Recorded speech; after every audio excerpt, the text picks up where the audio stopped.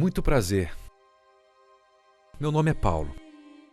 Pode me chamar de Saulo também, se você quiser. Tenho dupla cidadania. Sou judeu e também romano. Tive que cair no pó da terra para que Deus me erguesse a vida. Precisei ficar cego para poder, enfim, enxergar. Sou o príncipe dos sofredores, o maior dos pecadores. Descobri que o viver é Cristo e o morrer é lucro.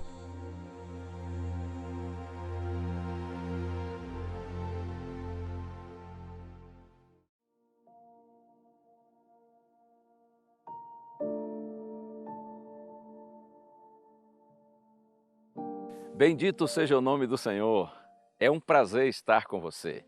Eu lhe agradeço por esse privilégio e também lhe parabenizo por você escolher buscar a Deus e estudar a sua santa palavra. Nesta série, nós vamos refletir um pouco sobre temas abordados pelo apóstolo Paulo. Paulo foi um homem brilhante, um escritor extraordinário, escreveu inclusive boa parte do Novo Testamento. Detalhe, houve um momento assim crucial na vida de Paulo. Foi exatamente o seu encontro com o Senhor Jesus Cristo. E eu admiro também, porque nesse momento ele teve a humildade e a coragem de mudar. Antes ele era um jovem de fortes convicções religiosas, zeloso ao extremo, mas estava equivocado. Ele passou, em decorrência desse encontro com Jesus, de um fariseu convencido a um cristão convertido, de perseguidor dos cristãos a perseguido por causa do cristianismo.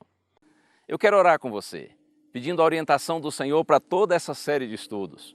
Vamos pedir ao Senhor que pelo Espírito Santo nos ilumine, nos dê a compreensão correta do texto sagrado. Vamos orar.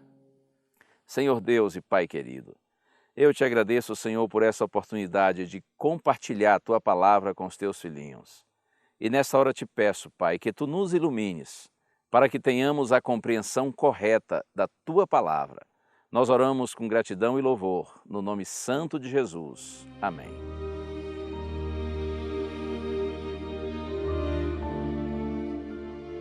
Nas primeiras referências a Paulo na Bíblia, ele é chamado de Saulo. Tanto faz. Saulo do hebraico, Paulo do latim. O fato é que este moço era um jovem judeu brilhante, considerado irrepreensível. A partir dos 12 anos de idade, ele foi morar em Jerusalém, com o propósito de estudar com o renomado professor Gamaliel. Saulo era membro do partido dos fariseus, os separados. Os fariseus se consideravam a elite moral e espiritual de Israel. Ele também foi membro do Sinédrio, o principal tribunal dos judeus. Os rabinos em Jerusalém consideravam Paulo um jovem altamente promissor, capaz e hábil defensor do judaísmo. Ele detestava o cristianismo. Os primeiros cristãos foram chamados de o povo do caminho. No entendimento de Saulo, o cristianismo era uma seita profana e amaldiçoada, que deveria ser banida, deveria ser exterminada. No entendimento de Saulo, o Messias ter vindo e ter sido crucificado, isto era algo absurdo, totalmente inaceitável, inconcebível.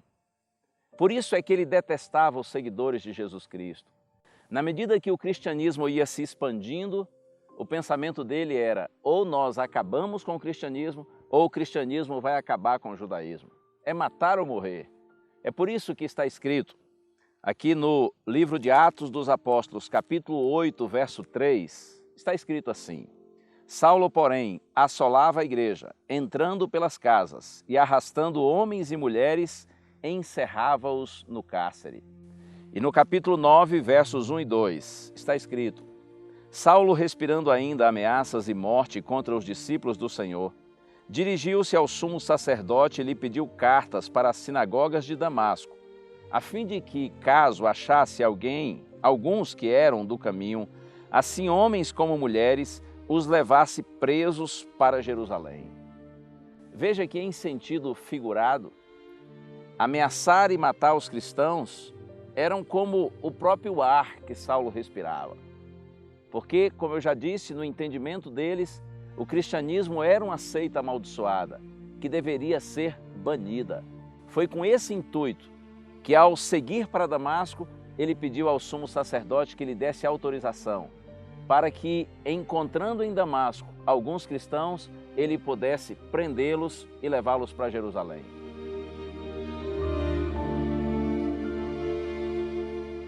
Quando se aproximava da cidade de Damasco, inesperadamente, a luz de Deus brilhou no caminho de Saulo. Essa luz foi tão intensa que ele caiu por terra. E está escrito que ouviu a voz do Senhor, a voz de Cristo, dizendo assim: Saulo, Saulo, por que me persegues? E ele disse: quem és tu, Senhor? E a resposta foi: eu sou Jesus, a quem tu persegues. Todos os que estavam com Saulo viram a luz, também caíram por terra, mas somente Saulo compreendeu a voz do Senhor. E o Senhor lhe disse assim: levante-se agora e entre na cidade de Damasco, onde você será orientado quanto ao que fazer. Quando ele se levantou, notou que estava cego, e alguém então o conduziu até a cidade.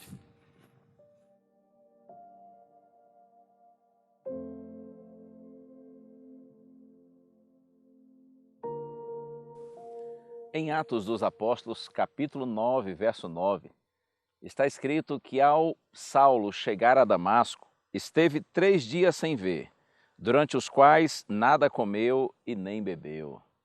Imagine essa situação, 3 dias completamente cego.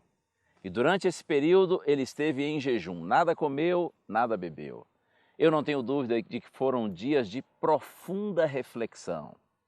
Certamente Saulo se lembrou dos textos do Antigo Testamento que faziam referência ao Messias, ao nascimento, à vida, ao sofrimento, à morte do Messias. Ele deve ter se lembrado também da sua confiança cega nos sacerdotes de Jerusalém, que disseram que a ressurreição de Cristo havia sido forjada pelos seus discípulos. Eu imagino Saulo naqueles 3 dias refletindo na sua crueldade, na sua maldade para com os cristãos, e como os cristãos presos por ele reagiam diante da sua maldade, tranquilos, seguros, não pagando o mal com o mal, mas demonstrando paz no coração, porque estavam sendo perseguidos por causa do nome de Jesus.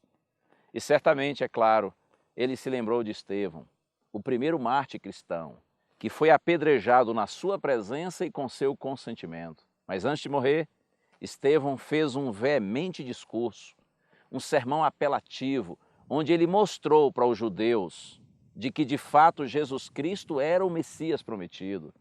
Saulo deve ter se lembrado do rosto de Estevão, iluminado, como o rosto de um anjo, quando era apedrejado.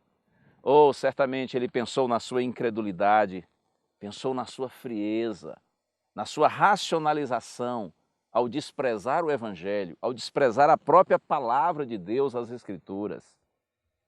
Aquele homem, cheio de si, convencido, convicto em seu pensamento religioso, nesses 3 dias de reflexão, de oração, ele cai em si e ele reconhece que de fato Jesus Cristo é o Messias. Aquela mesma luz que na estrada de Damasco feriu Saulo, o cegou e o derrubou, agora o restaurou. Essa mesma luz lhe deu uma nova visão, a visão do reino de Deus. E essa mesma luz que também o derrubou, o levantou para uma missão, a maior missão de sua vida, a missão de anunciar o Evangelho do Senhor Jesus Cristo a todo mundo. Eu me encanto quando leio Atos dos Apóstolos, capítulo 9, agora no verso 20 está escrito assim: e logo pregava nas sinagogas a Jesus, afirmando que este é o Filho de Deus. Veja, quando ele chegou a Damasco e passou aqueles 3 dias em escuridão, o Senhor enviou um discípulo que vivia em Damasco, chamado Ananias, provavelmente um homem simples, mas Ananias foi enviado por Cristo para encontrar-se com Saulo. E chegando e vendo Saulo ali cego em Damasco, Ananias disse assim: irmão Saulo, o Senhor me mandou aqui. O mesmo Senhor que lhe apareceu lá na estrada, para que você recupere a sua vista e fique cheio do Espírito Santo. Imediatamente ele recuperou a visão e logo em seguida foi batizado. Por isso que o texto diz que ele agora nas sinagogas de Damasco estava pregando. Veja, foi para aprender, mas estava pregando e anunciando nas sinagogas que Jesus é de fato o Filho de Deus. Oh, eu me encanto com essa mudança. Saulo era muito zeloso, muito sincero, mas quando a luz de Deus brilhou em seu caminho, quando a palavra de Deus iluminou o seu coração, ele teve a humildade e a coragem de mudar. Mudar seu entendimento, mudar suas atitudes, mudar sua direção. Eu tenho um anseio muito sincero de que esses nossos estudos sejam verdadeiramente uma luz de Deus no seu caminho. E olha, se em algum momento essa luz lhe apresentar algo novo, algo diferente, eu imploro a você, em nome do Senhor Jesus Cristo, não resista ao chamado de Deus. Não resista a essa nova luz e essa nova direção do Senhor, porque tudo que vem de Deus objetiva a nossa felicidade. Tudo que vem do Senhor é para que nós sigamos por um caminho seguro. Lembra das palavras de Jesus? E conhecereis a verdade, e a verdade vos libertará.